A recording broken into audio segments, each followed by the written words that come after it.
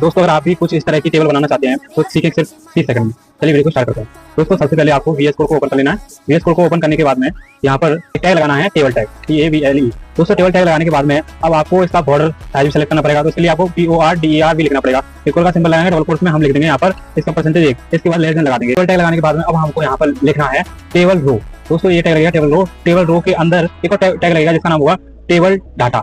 दोस्तों यही वो टेबल डाटा है जिसके अंदर हमें कुछ भी लिख सकते हैं। जैसे मैं यहाँ पे लिखता हूँ नेम के अंदर। दोस्तों इसके बाद हमको एक और टेबल डाटा बनाना है जिसमें मैं लिखूंगा एज।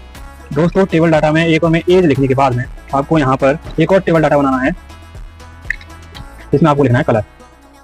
दोस्तों इसमें इसे लिखने के बाद में दोस्तों इस टेबल रो के अंदर इस टेबल रो के बाद आपको एक और टेबल रो बनानी होगी। दोस्तों इस टेबल रो के अंदर अब आपको लिखना है, टैग लगाएंगे। यहाँ पर हम लिखेंगे, जैसे मेरा नाम है इंद्रजीत है तो मैं यहाँ पर इंद्रजीत अपना नाम लिखता हूँ।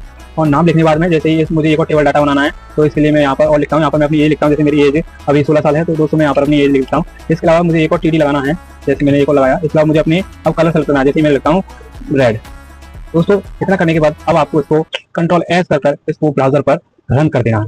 दोस्तों जैसे आप ब्राउजर पर रन करेंगे, देखिए दोस्तों हमारी टेबल बनकर तैयार हो गई है। डे 8 में सीखेंगे हम HTML फॉर्म बनाना। तब तक के लिए लाइक एंड सब्सक्राइब।